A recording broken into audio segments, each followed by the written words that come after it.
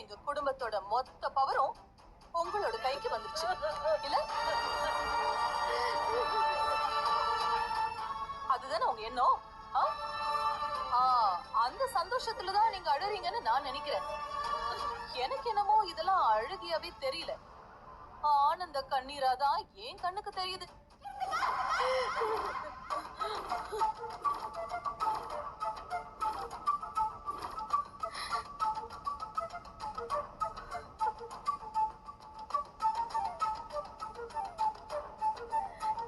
இனி ஒரு வார்த்தை, ஒரே ஒரு வார்த்தை என்ன பத்தியோ என் குடும்பத்தை பத்தியோ பேசுனீங்க, பேசுன அந்த நாக்கை இழுத்து வச்சு அரைச்சிடுவேன்.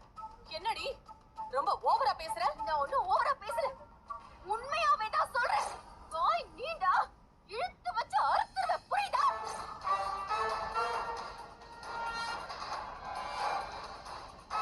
சூர்யா திட்டம் போட்டு என் கழுத்தை அறுத்துட்டாரு. விஜய் இங்க வருவாருனோ இல்ல இப்படி குடிச்சிட்டு வந்து பிரபா கழுத்துல தாலி கட்டுவாருனோ எங்க யாருக்குமே தெரியாது. இதுக்கு மேல உங்க இஷ்டத்துக்கு எங்க மேல பழிய போட்டு பேசுனீங்க, அப்புறம் சொந்தம் பந்தோலாம் எதையும் பார்க்க மாட்டேன். மரியாதை கெட்டிடும், ஜாக்கிரதை.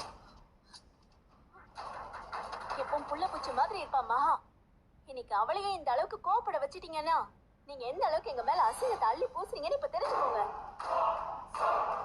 உங்களெல்லாம் அத்தனை கோபப்பட வச்சு வாய் கூசுது. எப்ப என்ன வரும் கேப்ல வந்து எங்களை கேவலப்படுத்தலாம்னு நினைச்சிட்டு இருக்கீங்களா? இங்க பாருங்க, நீங்க சொல்ற எல்லாமே உங்களுக்கு தான் பொருந்தும்.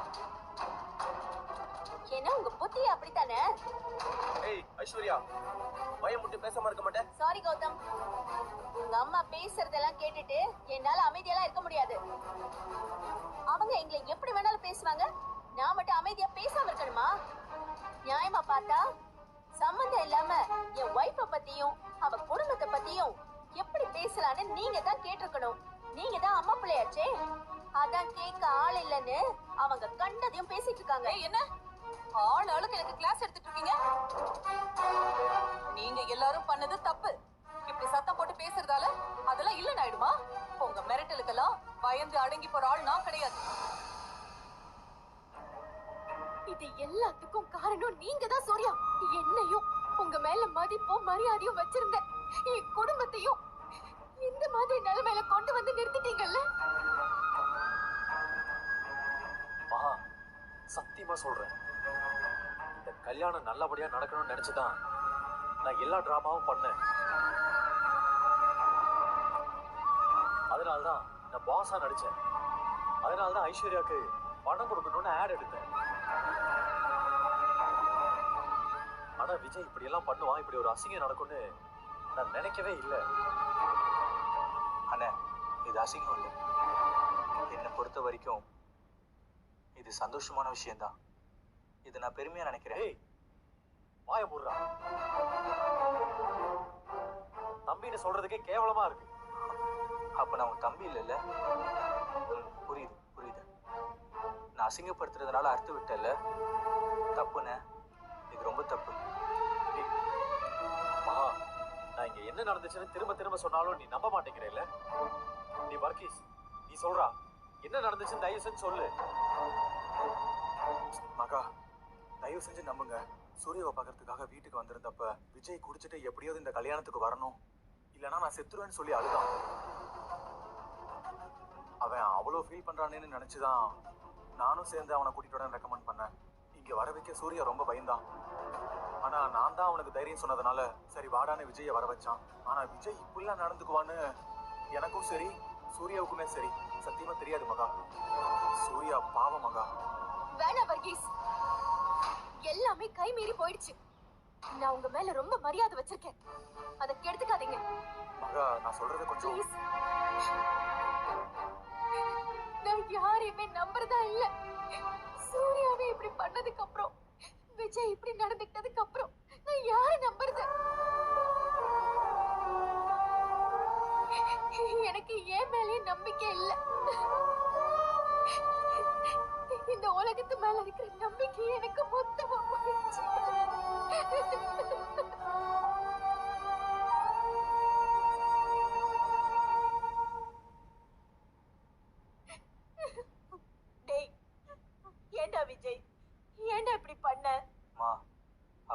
பாவம்மா. என்னடா பாவம்? என்னடா பாவங்கிற? நான் பாவம் இல்லையா? உங்க அப்பா பாவம் இல்லையா? காயத்ரி நீங்க கொஞ்சம் பேசாம இருங்க. இப்ப கூட கண்ணை மூடிக்கிட்டு உங்க பையனுக்கு தான் நீங்க சப்போர்ட் பண்றீங்க. ஏன்னா நீங்களும் ஒரு அநியாயத்தை பண்ணிட்டு தானே இருக்கீங்க. அன்னைக்கு அந்த பெரியவர் வந்தப்போ எனக்கு தெரிஞ்சிருந்தா இப்படி எல்லாம் நடந்திருக்குமா? மேல மேல இவனுக்கு நல்லது பண்றதா நினைச்சு ஏதேதோ பண்ண போய் எல்லாமே தப்பா போயிடுச்சு. ஏண்டா உன்னை வரவேணான்னு சொன்ன கல்யாணத்துக்கு ரோஷம் இருக்கிறவனா இருந்தா நீங்க வந்திருக்கவே கூடாது. மான அவமானத்தை பத்தி கவலைப்படாம அசிங்கத்தை அள்ளி பூசிக்கிட்ட மாதிரி இந்த கல்யாணத்துக்கு வந்திருக்க. எதுக்காடா வந்த? ஏண்டா வந்த? அம்மா, பிரபா என் ஃப்ரெண்டுமா. அவ கல்யாணத்துக்கு வரணும்னு ஆசைப்பட்டுதாம்மா வந்தேன். ஆனா என்னால இப்படிலாம் ஆகும்னு எனக்கு தெரியாதுமா. இல்லடா இல்ல, இது அத்தனைமே சூழ்ச்சி. எல்லாரும் நடத்தின சூழ்ச்சிக்கு நீ பலிகாடாவா ஆயிட்ட.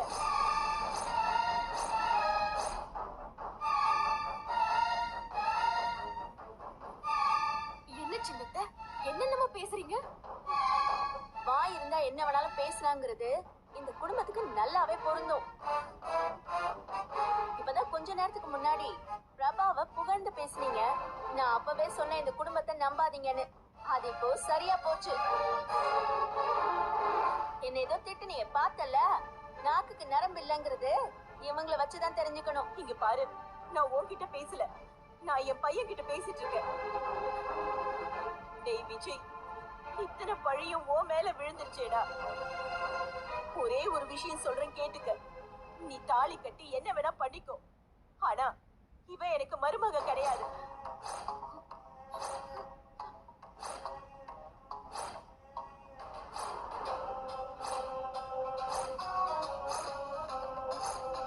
இவனை என்னால மருமகளா ஏத்துக்க முடியாது. அம்மா, ஏமா இப்படிலாம் பேசுற? அப்படிதான்டா. இன்னைக்கு நான் பட்ட அவமானம் நான் செத்து குழியில போற வரைக்கும் ஆறாதுடா. அப்படி ஒரு அசிங்கத்தை தேடி தந்திருக்கடா நீ. பையனா பெத்தவங்க அசிங்கப்படக்கூடாது, அவமானப்படக்கூடாதுன்னு நினைக்கணும். ஆனா அது உனக்கு கொஞ்சம் கூட இல்லையேடா. இப்படி கேவலப்படுத்திட்டியடா. நீ என் பையனே இல்லடா.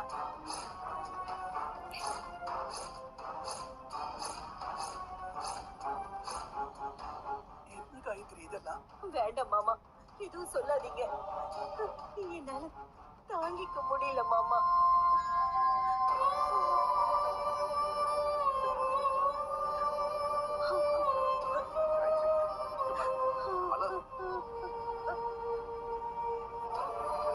பிரபா, அவங்க ஏத்துக்கலன்னா போறாங்க. பிரபா, நீ என் ஒய்ஃப் தான்.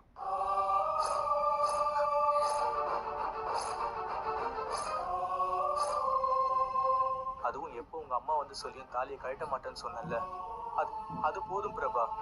எனக்கு அது போதும் பிரபா.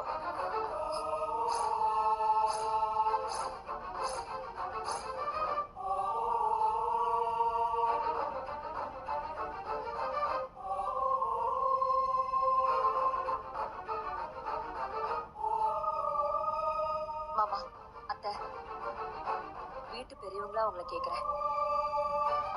எல்லாரும் இப்படி கோவப்பட்டு பேச பேச நம்ம குடும்பத்தோட மானம் தான் போயிட்டு இருக்கு.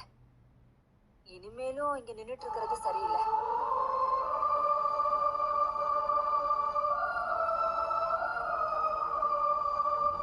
சித்ரா வேற என்ன பேசுறோன்னே தெரியாமலே பேசிட்டு இருக்கா.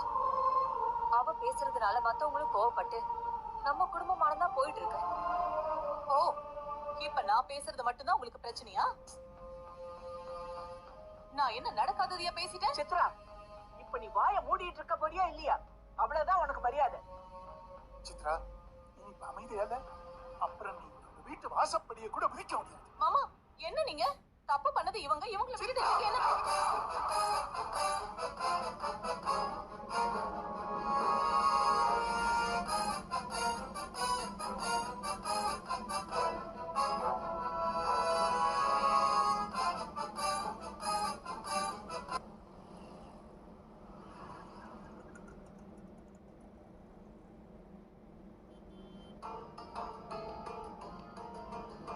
காயத்ரி, உன் மனசுல எவ்வளவு வேதனை இருக்குன்னு எனக்கு நல்லாவே புரியுது. ஆனா நடந்த எதையுமே மாத்த முடியாது. ஒரு விஷயம் மட்டும் நல்லா யோசி. விஜய் இப்படி எல்லாரும் முன்னாடி தாலி கட்டியிருக்கானா அவனுக்கு உள்ளுக்குள்ள ஒரு ஃபீல் இருந்திருக்கு. அது மட்டும் இல்லாம அவன் ஏற்கனவே அனாமிகாவால ரொம்ப மனசொடைஞ்சு போயிருக்கான். பெத்தவங்க நாங்க இருக்கோம். யார வேணாலும் அவன் இஷ்டத்துக்கு கல்யாணம் பண்ணிக்கலாமா? அது எப்பவுமே சரியா வராதுக்கா. அதத்தான் நானும் சொல்றேன். இப்ப இந்த சூழ்நிலையில நின்னு கோவத்தோட நம்ம என்ன முடிவை எடுக்க வேண்டாம். வீட்டுக்கு போய் என்ன ஏதுன்னு பொறுமையா பேசிக்கலாம்னு சொல்றேன். 2 குடும்பமும் வீட்டுக்கு போய் கலந்து பேசி என்ன பண்ணலாம்னு முடிவெடுப்போம்.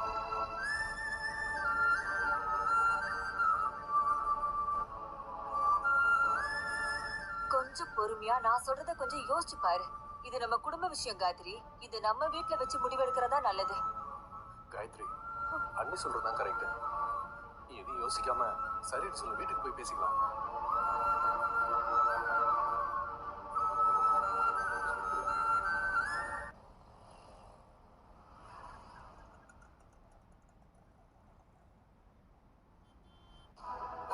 காயத்ரி, அண்ணி சொல்றதுதான் கரெக்ட்.